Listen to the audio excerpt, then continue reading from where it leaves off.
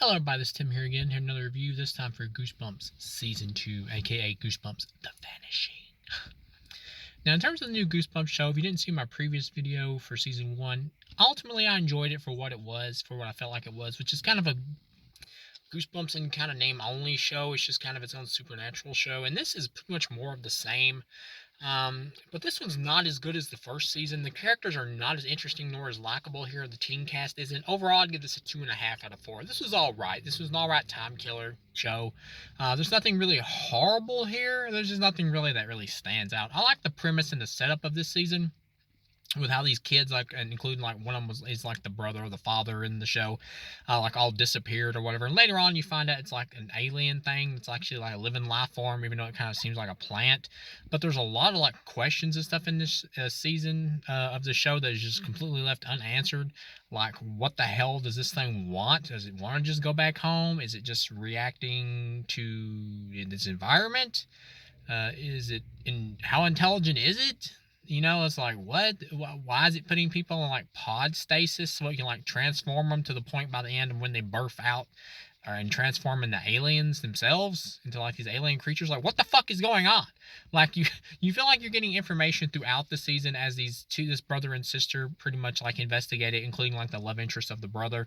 And then there's like this other guy who's like the third wheel in the love triangle with the brother, who's like the girl who likes him or whatever. He's her current boyfriend. He's a bit of an asshole, but you kind of warm up to him a little bit more throughout the season. As you get to know him a little more, he becomes a bit better as a character, more likable.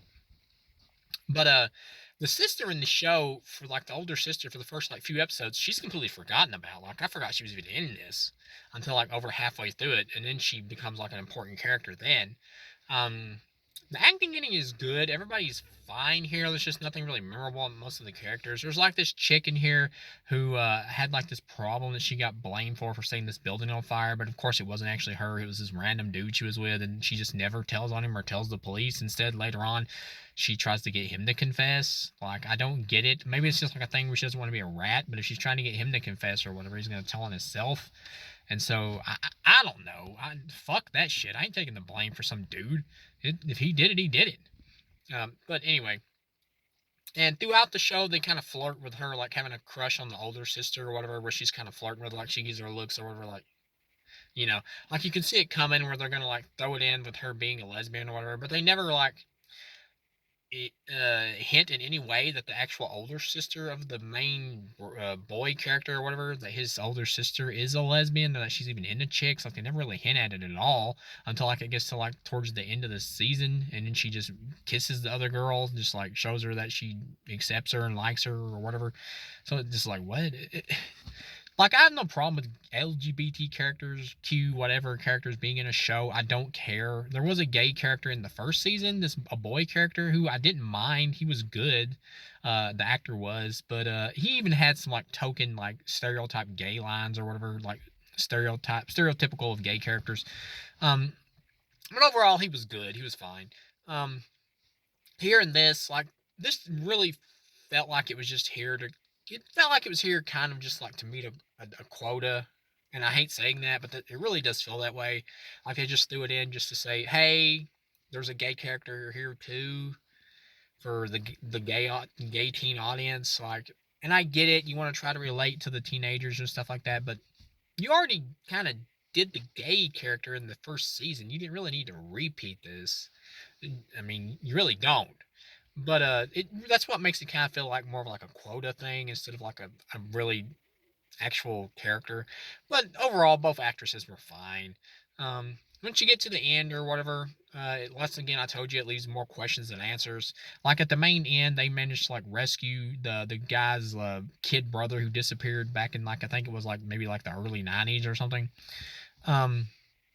And him and his friends are like in these pods that were the aliens like put them or whatever in this government facility, and they take them out of there, and then they mutate into these alien creatures from like not really explain why.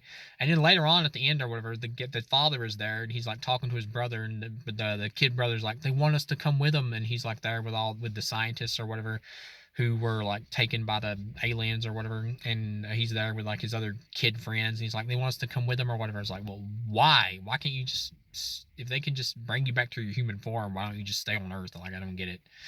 The real reason is that it would leave things to where it would be maybe too complicated in the writers feel about it, because they would have to hide or whatever inside this person's house, inside the older brother's house, or whatever, who's the father now, of course, because they wouldn't be able to like make contact with anybody on Earth again, any of their loved ones, because they would be abducted by the government and studied or whatever. So the only way to really give them peace is for them, or 100% peace is for them to leave. So that's why they did that, because they don't want to overcomplicate it or whatever. But it still leaves me in the question of like, well, why the fuck do the aliens even want you to come with them? Like, why?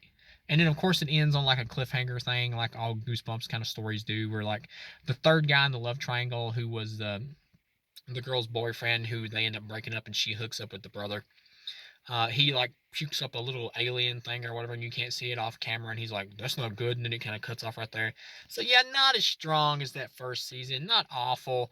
I have a feeling this season probably didn't do as good in the ratings, because I haven't seen anything on a season 3. So this may be the end of the version of Goosebumps. I have no idea, but overall this was all right. It's a 2.5 out of 4. It's all right. I liked it as a time killer. Nothing to write home about. I wouldn't watch it again, and it's perfectly harmless though. So thank you guys for watching, and I'll see you again.